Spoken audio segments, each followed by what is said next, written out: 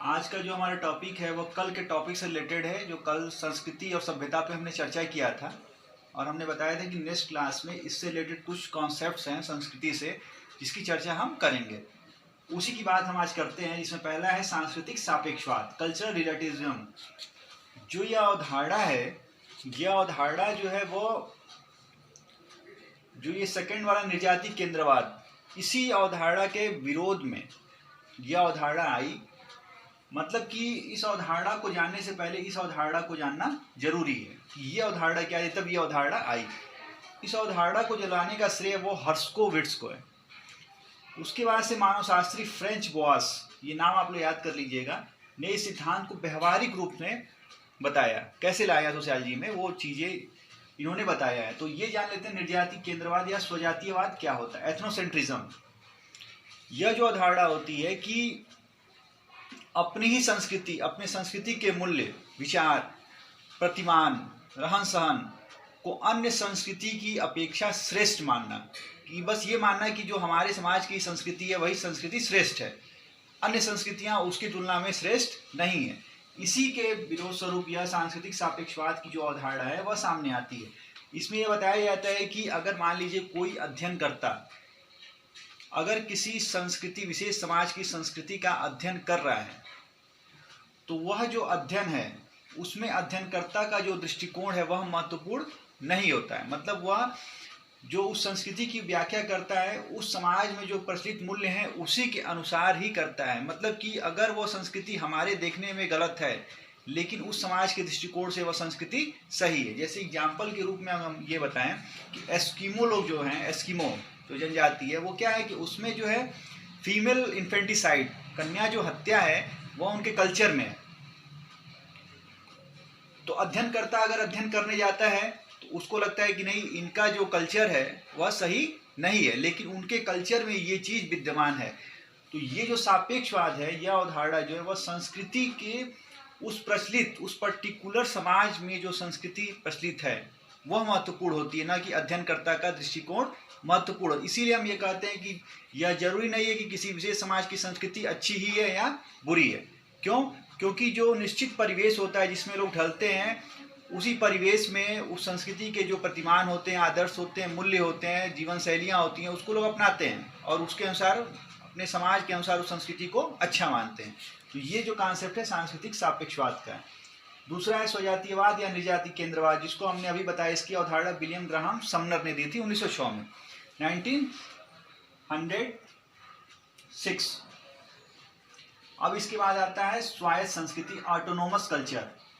Autonomous culture की जो अवधारणा है वह रॉबर्ट रेडफील्ड ने 1955 में दी थी। क्योंकि अभी हम इस पे शॉर्ट में ही चर्चा करेंगे, ये चूंकि ये क्लास जो स्पेशली हम अभी बीए प्रथम वर्ष के विद्यार्थियों के लिए है, क्योंकि ये कॉन्सेप्ट तो बहुत ब्रॉडर है, लेकिन हमें शॉर्ट में ही इसको सारी चीज़ों को बताना है जो मल्टीपल चॉइस क्वेश्चंस आते हैं उनके लिए।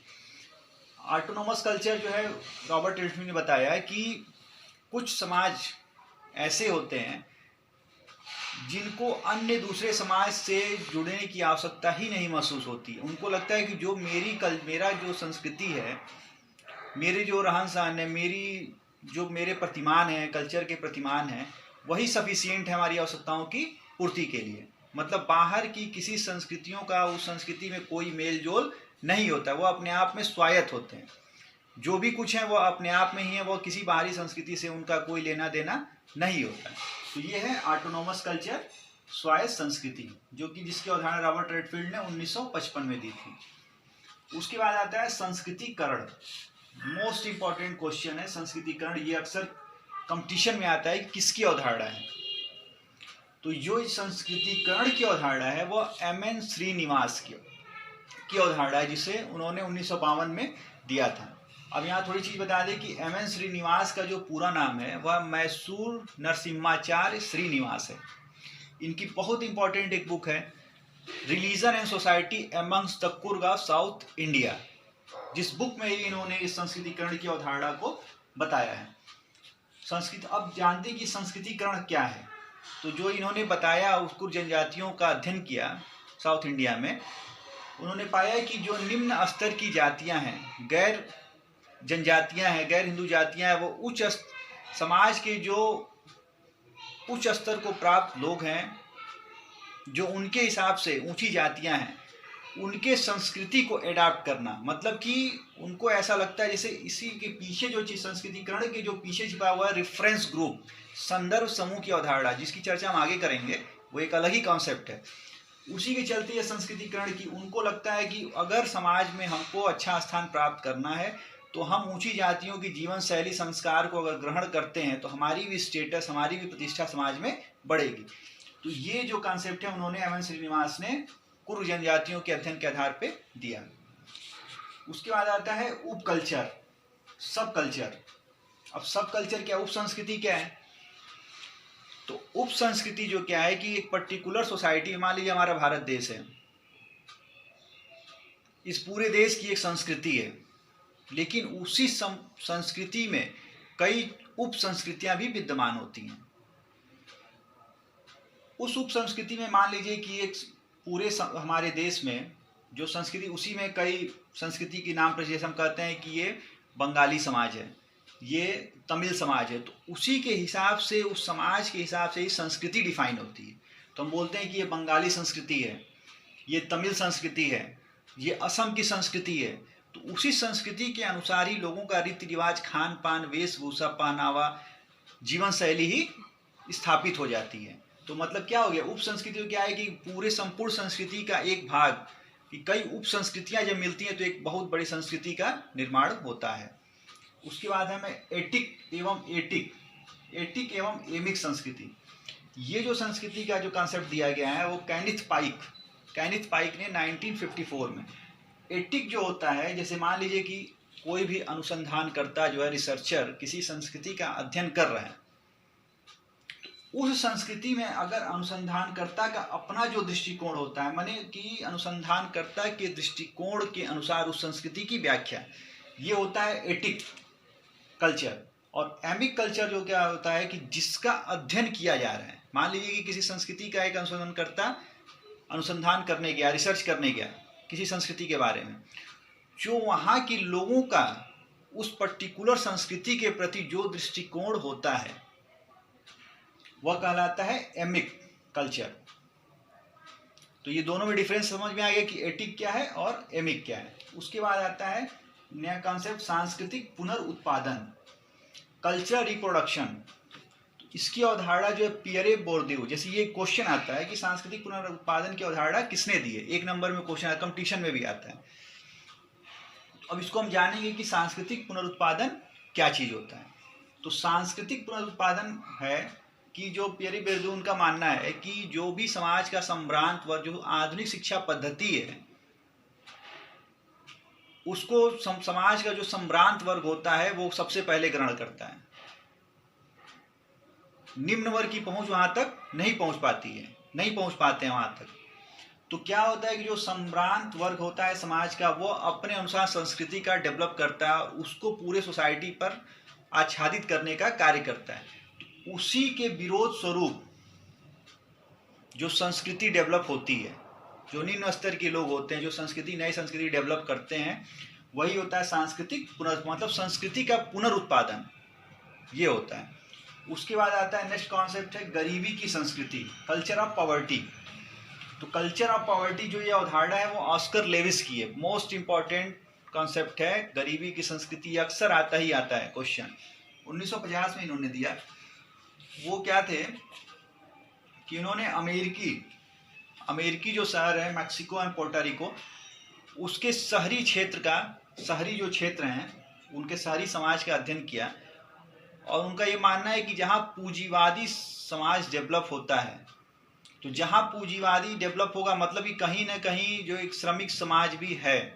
भाई पूंजीवाद की बात हम कब करते हैं, जब हम श्रमिक की बात करते हैं। पूंजीपति की बात तभी होती है, कंपैरिजन में होती है। भाई किसी एक व्यक्ति को तो पूंजीपति कहेंगे तो इसका मतलब कोई ना कोई जरूर है श्रमिक है जिसका शोषण होता है। तो इनका ये मानना है, जो गरीबी संस्कृति की अवधारणा है, इस शहरों मैक्सिको और पोर्टोरिको के अध्ययन के पश्चात इन्होंने पाया कि शहर के, अमेरिकी जो शहर थे, वहाँ 20% ऐसे लोग जो मलिन बस्तियों में रहते थे, जिनके रहन सहन, जिनकी जीवन शैली, जिनके सामाजिक प्रतिमान बिल्कुल जो पूंजीपति वर्ग था उससे डिफरेंस थे, अलग थे। वो समाज के गरीब लोग थे, तो वो क्या होता है कि उनका सोशलाइजेशन ही ऐसा हो जाता है कि वह उनको लगता है कि गरीबी जो है हमें ऐसे ही प्राप्त हुई है, माने जन्म से ही हम गरीब हैं और हमको गरीबी ही प्राप्त होती है। तो जो उनकी जो जनरेशन होती है उसका भी सोशलाइजेशन जो होता है, मतलब समाजीकरण जो होता है, वो उसी के अनुसार करते हैं। उनको बताते हैं कि हमें गरीबी ऐसे ही प्राप्त हुई है, जन्म से ही प्राप्त हुई है और हम गरीब ही रहेंगे। तो उसी के अनुसार उनका एक कल्चर डेवलप हो जाता है, जो कि समाज का जो पूंजीपति वर्ग होता है उससे बिल्कुल डिफरेंस होता है। समाज एक ही है, लेकिन यह उनके मन में ये कॉन्सेप्ट ये बन गया है कि हम गरीब हैं और गरीब ही मर जाएंगे। ठीक है, तो ये है गरीबी की संस्कृति। उसके बाद आता है नेक्स्ट कॉन्सेप्ट है सांस्कृतिक बहुलवाद, कल्चरल प्लूरलिज्म।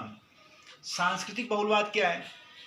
जब अभी हमने उप संस्कृति की बात की थी, उसी रिलेटेड सांस्कृतिक बहुलवाद मतलब कि एक समाज में बहुत से संस्कृतियों का पाया जाना।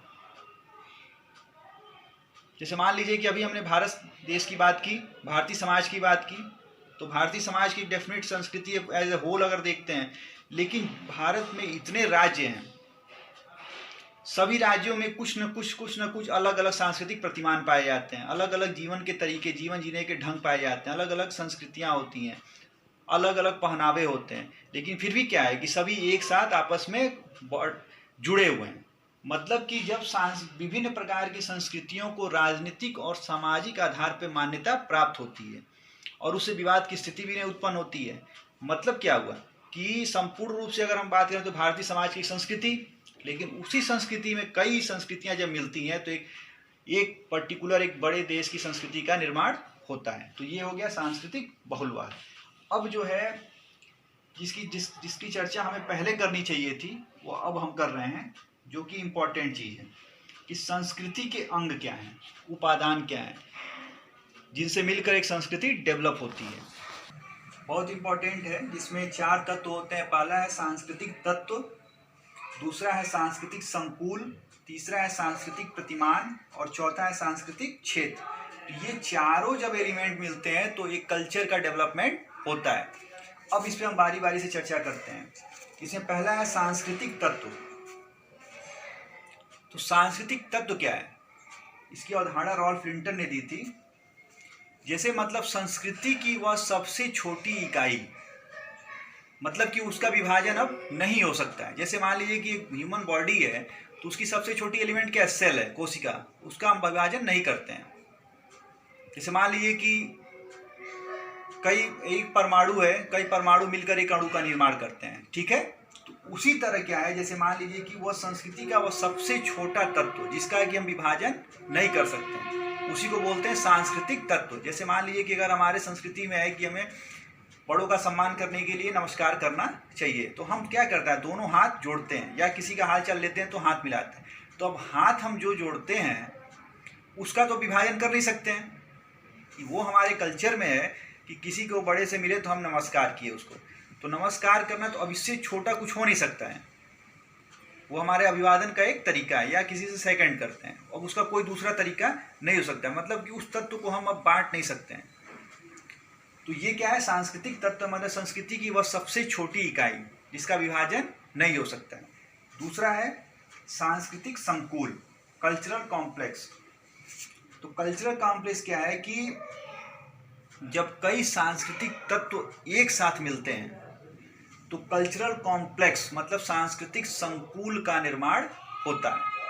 जैसे मान लीजिए, इसका उदाहरण में अगर जजमानी सिस्टम हम ले लेते हैं, जो हमारे समाज में जजमानी सिस्टम प्रचलित है, उसमें क्या है कि कई तरह के सांस्कृतिक व्यवहार किए जाते हैं।